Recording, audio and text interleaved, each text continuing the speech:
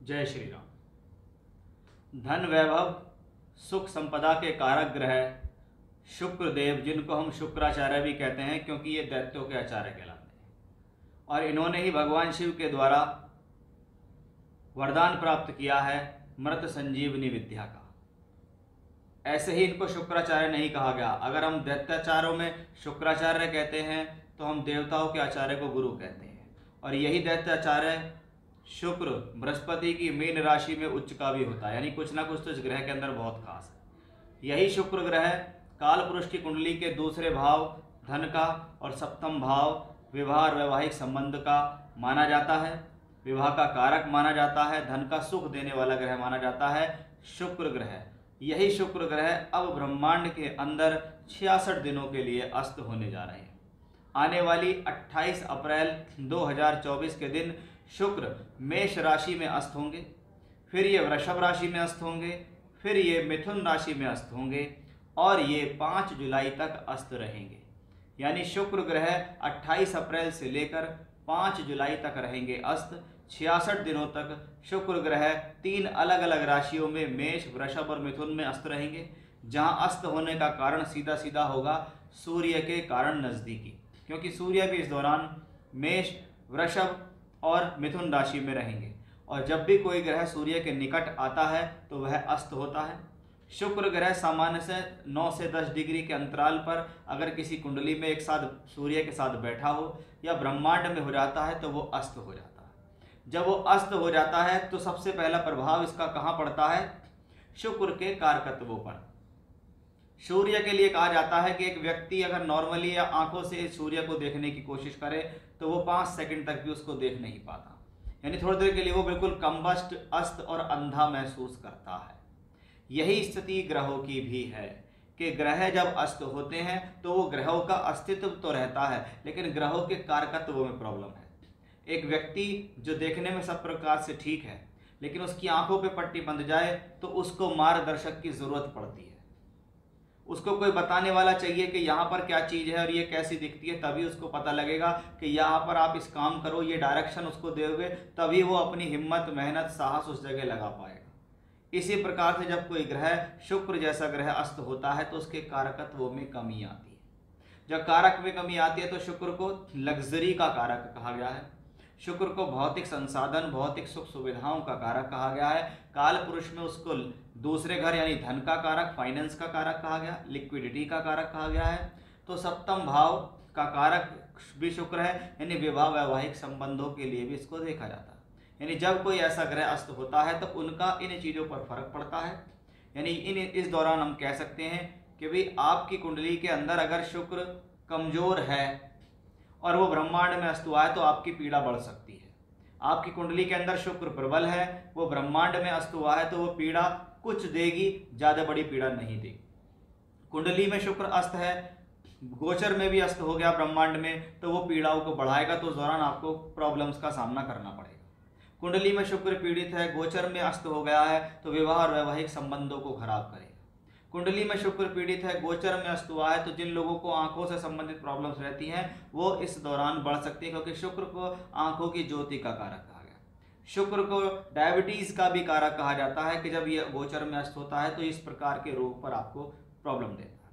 वो सभी लोग जो फैशन का, मॉडलिंग का, गारमेंट्स का, महिलाओं से संबंधित काम है, सुंदरता से संबंधित काम करते हैं, या आपका इंडस्ट्री में कोई काम है, सिंगिंग है, डांसिंग है, यानी जहाँ पर भी भौतिक सुख संसाधन आए हैं, जहाँ पर भी सुंदरता आई है, वहाँ पर शुक्र आए हैं, और ये शुक्र हो रहे हैं अस्त।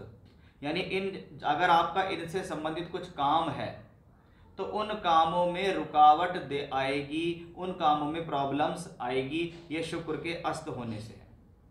इस दौरान गृह प्रवेश, मुंडन, विवाह संस्कार, सगाई ये बिल्कुल भी नहीं करने चाहिए, क्योंकि इस दौरान वैसे तो कहा गया कि जब शुक्र अस्त हो तो शुभ कार्य ना करें।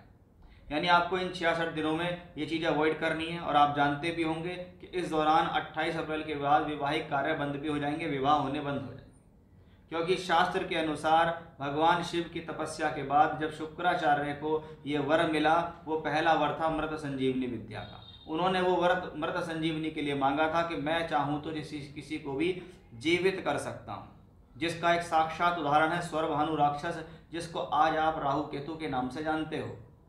कि राहु केतु के अगर 2 टुकड़े हुए हैं, उन 2 टुकड़ों को सर्प से जोड़ा गया है, वो शुक्राचार्य की वजह से ही है।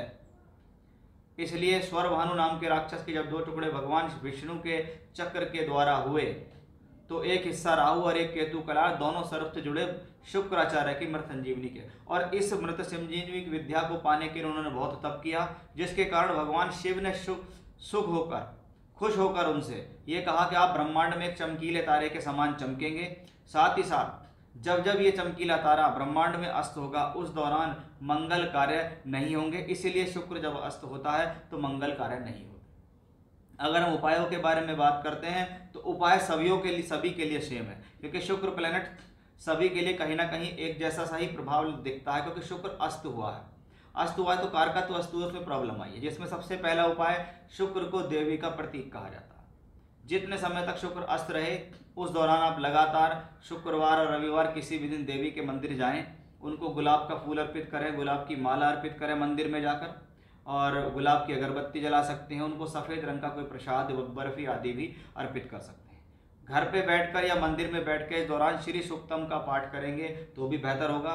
स्त्रियों का मान सम्मान करें। इस दौरान स्त्रियों को, माताओं को, बहनों को, बुआ, चाची, मौसी, जो आपके लिए स्त्री तुल्य है, माता तुल्य है, बहन तुल्य है, उनको अपनी तरफ से कुछ दें तो अच्छा रहेगा। ऐसी स्थिति में अपनी साफ सफाई रखें, क्योंकि शुक्र को क्या कहा गया है? शुक्र को यौन अंग भी कहा गया है। तो इस दौरान अगर इसके लिए शास्त्र में भी कहा गया कि अगर आप अपने यौन अंगों को भी साफ रखते हैं तो भी ये शुक्र की मजबूती को बढ़ाता है। इत्र लगाना, परफ्यूम लगाना, अपने आप को साफ सफाई में रखना भी शुक्र को मजबूत बनाता है। घर के अंदर सुगंधित रखें। घर के अंदर आप कुछ सुगंधित चीजें जला सकते हैं, इससे इस दौरान घर का वातावरण भी बेहतर रहे। तो ये शुक्र अस्त होंगे तो क्या कर सकते हैं, ये मैंने आपको बताया, जिसका प्रभाव सभी लोगों पर एक नॉर्मली तौर पर, मोटे तौर पर देखा जाएगा, और इसका क्या उपाय करने पर आपको बेहतरी मिलेगी वो भी मैंने आपको बताया है। अब इसको देखेंगे कि आपकी राशि विशेष पर इसका क्या प्रभाव है, क्योंकि आपकी राशि से शुक्र किसी न किसी भाव के स्वामी हुए हैं, और उस भाव के स्वामी होकर वो आपको क्या देंगे, उसका क्या रिजल्ट है, क्या पॉजिटिव है। क्योंकि शुक्र इस दौरान अस्त होंगे और 3 राशियों में अलग अलग तरीके से अस्त होंगे। मेष में भी अस्त होंगे, वृषभ में भी अस्त होंगे, मिथुन में भी अस्त होंगे। तो आइए देखते हैं इसका आपकी राशि पर अब क्या प्रभाव पड़ने वाला है। करते हैं कि मकर राशि के जातकों के लिए गोचर कैसा रहेगा। ये काफी सोचने वाली बात है कि मकर राशि के जातकों के लिए शुक्र एकमात्र ऐसा ग्रह होता है जो एक तो उसका परम मित्र है, दूसरा वो योग कारक है, यानी वो पंचम स्थान और दशम स्थान दोनों का मालिक है, जिसको हम त्रिकोण और केंद्र स्थान कहते हैं। अब एक ग्रह जो आपका परम मित्र हो, एक ग्रह जो आपका योग कारक हो, एक ग्रह जो आपके लिए पंचम, त्रिकोण, केंद्र, दशम का मालिक हो, ऐसे ग्रह का शुभ होना जरूरी है। और अगर ऐसा ही ग्रह अस्त हो जाए तो वो कहीं ना कहीं उस योग कारक ग्रह के पूर्ण फल नहीं दे पाता। तो सबसे पहले मैंने जो इंट्रोडक्शन में आपको बताया कि शुक्र ग्रह के कारकत्व क्या होते हैं, किन किन चीज़ों पर प्रभाव डालते हैं, उन पर प्रभाव आपको अवश्य देखने को मिलेगा। दूसरा, जो उपाय मैंने बताए वो जरूर करने होंगे, क्योंकि उनसे आपको बेनिफिट मिलेगा। तीसरी चीज, अब आप यहाँ पे देखिए, शुक्र 66 दिन तक अस्त रहेंगे। 66 दिन तक अस्त होने के साथ साथ वो 3 चरणों में अस्त रहेंगे, यानी मेष राशि में जाएंगे जब अस्त होंगे, शुक्र में रहेंगे, वृषभ राशि में रहेंगे तो भी अस्त, मिथुन राशि में रहेंगे तो भी अस्त। और इनको अस्त करने वाला ग्रह एक खराब भाव का स्वामी है, वो सूर्य है। शास्त्र कहता है जब कोई ग्रह अस्त करे, यानी जब सूर्य अस्त करे, तो वो खराब भाव का स्वामी नहीं होना चाहिए। खास तौर पे 6-8 12 का स्वामी नहीं होना चाहिए, अदरवाइज वो आपके प्लैनेट को दूषित करेगा। शास्त्र कहता है कि जब जब खराब भाव के स्वामी अच्छे भावों में बैठते हैं तो उसको दूषित करते हैं। सबसे पहले सूर्य शुक्र की युति बनती है आपकी राशि से चौथे घर के अंदर। चौथा भाव, जिसको हम भूमि, जमीन, जायदाद, प्रॉपर्टी, सुख का कहते हैं। अब यहाँ पर क्या प्रभाव पड़ेगा कि अष्टम का मालिक सूर्य चौथे भाव में बैठ गया, यानी ये स्थिति कहीं ना कहीं आपकी पारिवारिक अशांति को दिखाने वाली होगी, यानी परिवार में शांति को भंग करने की कोशिश करेगा सूर्य, मन में चिंता देने की कोशिश करेगा सूर्य।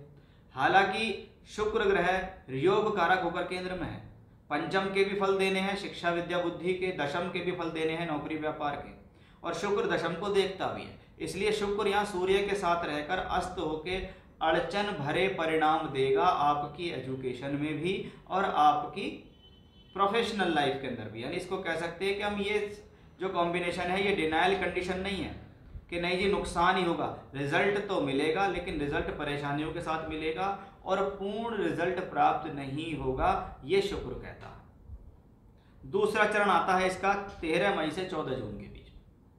13 मई से 14 जून शुक्र, अच्छी बात क्या है, पंचम भाव में ही है, पंचमेश पंचम में है तो पंचम के पूरे रिजल्ट मिलते हैं, शिक्षा विद्या बुद्धि निर्णय संतान। लेकिन वो अस्त है अष्टमेश से, यानी इन रिजल्ट को प्राप्त करने में डिले। दूसरी चीज, अष्टम का मालिक अगर पंचम में आता है तो कहा जाता है इस दौरान डिसीजन सोच समझ कर लें, आपके निर्णय से आपको नुकसान हो सकता है, आपकी ही गलतियों की वजह से आपको प्रॉब्लम हो सकती है। इसको कहते हैं मेरी बुद्धि खराब हो गई जो मैंने ऐसे निर्णय ले लिए। इसलिए विशेष सावधानी रखनी है, क्योंकि शुक्र दशम का मालिक भी है और पंचम भाव से ही शिक्षा है और पंचम भाव से ही प्रोफेशन है, क्योंकि बुद्धि दोनों में ही लगती है। अगर आप पढ़ रहे हैं तो नुकसान दे सकता है और आप नौकरी या व्यापार कर रहे हैं तो उसमें डिसीजन से प्रॉब्लम दे सकता है, सावधान रहिएगा। तीसरा चरण आता है सूर्य शुक्र का अष्टम भाव के अंदर, छठे भाव के अंदर। 14 जून से 5 जुलाई शुक्र अस्त रहेंगे छठे में। अब अष्टम का मालिक योग कारक शुक्र को लेकर छठे घर में चला गया। शुक्र से संबंधित रोग में वृद्धि हो सकती है, त्वचा के रोग मिल सकते हैं, सुंदरता में कमी आ सकती है, आंखों के रोग मिल सकते हैं, डायबिटीज लेवल बढ़ सकता है या डायबिटीज आपको हो सकती है। ये भी छठे घर में सूर्य शुक्र की युति के फल है, क्योंकि शुक्र योग कारक होकर छठे घर में गया पीड़ित है, अष्टमेश के साथ गया पीड़ित है और अष्टमेश से अस्त भी हुआ तो पीड़ित है। यानी तीसरा चरण में ज्यादा प्रॉब्लम आएगी। तीसरे चरण में पंचम और सप्तम दशम दोनों के ही जो फल हैं वो पूर्ण रूप से नहीं मिल पाएंगे। यानी कहीं ना कहीं एक प्रॉब्लम्स दिखाई देती है, स्ट्रगल दिखाई देता है मकर राशि के जातकों के लिए जब तक शुक्र अस्त होंगे। इसलिए जो उपाय बताएं इंट्रोडक्शन में उनको करने से आपको लाभ मिलेगा, उनको कीजिए, बातों को ध्यान में रखिए और आगे बढ़िए। जय श्री राम।